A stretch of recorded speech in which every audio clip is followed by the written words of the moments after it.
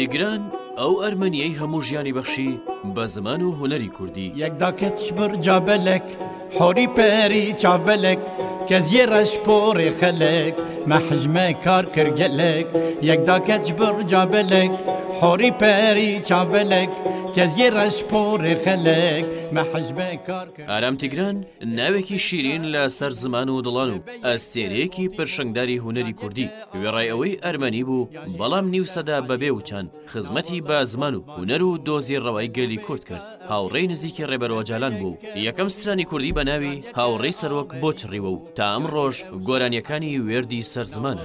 ئاغژ دەردێ وێ یارێ ژێ نابینم تو جارێ. ناوی ئارام مێلکیانە و بە ئارام تیگران ناسراوە هونەرمەندێکی بەڕەچەڵک ئەرمەنیە. ساڵی 1934 لە شاری قامیشلۆی ڕۆژاوای کوردستان لەدایک بووە بەڵام ئەو 50 ساڵ خزمەتی زمان و هونەر و دۆزی ڕەوای گەلی کوردی کردووە و دانەری سەدان گۆرانی و میوزیکی کوردیە. ڕۆژ باش دیار بکرمە پڕبێریاتەکە هاتن تا ببینن تا دەریل مەبەکە ڕۆژ باش دیار بکرمە پڕبێریاتەکە. تیگران عاشقی ئاواز و گۆرانی فۆلکلۆری کوردی بوو. جگە لە گۆرانی وتن ژەنیارێکی بەتوانای ئامێرەکانی ساز و چەمبوش بووە. ئاوازدانەرێکی لێهاتوو بوو و ئاوازی زۆرینەی گۆرانەکانی خۆی دایناون.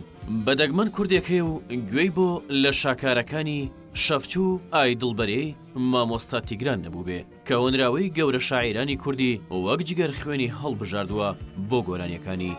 تەنێشتم مای دلەی شەرچما چوو ویەس کوشتم مای دلەی شەرچما چوو ڕابە پەیکە ڕای دلە زووی وەرینم بەس برشتم مای دلەی شەرچما چوو. ئارام تیگران بە چەندین زمانی جیاواز گۆرانی وتووە: ئەرمەنی، کوردی، کرمانجی و زازاکی، عەرەبی، یۆنانی و سریانی. 500 گۆرانی تۆمارکراوی هەیە. لەو ژمارەیە زیاتر لە 250 گۆرانیان کوردین. ئارام تیگران نەک تەنها گۆرانی و هۆنراوە و ئاوازی کوردی هۆنیوەتەوە بەڵکو دڵە مەزنەکەشی هەمیشە بۆ شۆڕشی ڕزگاری کورد لێیداوە و یەکەم گۆرانی کوردی بۆ ڕێبەر ئۆجالان چڕیوە بە ناوی هاوڕێی سەرۆک هاوڕێ ئۆجالان. جگە لە سازدانی چەندین کۆنسێرت و بەشداریکردن لە چالاکی و مەراسیم و بۆ نەنەتەوەی و شۆڕژگێڕەکانی کورد وەک نەورۆز. ڕێبەر ئۆجالان لەبارەی ئاشنایەتی خۆی و مامۆستا تیگرانەوە دەیگەڕێتەوە. جارێک لە سەرەکانی چوومە ماڵی هاوڕێیەکی خۆم لەو ماڵەدا دەنگی کەسێک کەوتە بەرگوێم کە گۆرانی دەچڕی. زۆر بەدڵم بوو سەرەتا نەمزانی کێیە دواتر زانیم کە دەنگی مامۆستای مەزن ئارام تیگرانە. وتم ئەم دەنگە دەبێت هەر زیندوو بێت نابێت بمرێت. پاش نیو سەدە خزمەت مامۆستا لە هەشتی ئابی 2009دا بەهۆی نەخۆشی شێرپەنجەوە لە سینای پایتەختی یۆنان دڵە مەزنەکەی لە لێدان کەوت و بۆ هەمیشە ژیان ئاوایی کرد. بەڵام چریکە و هونەرە باڵاکەی هەرگیز نامرن و تا دوانەوەی کورد خاوەندارێتی لێ دەکات.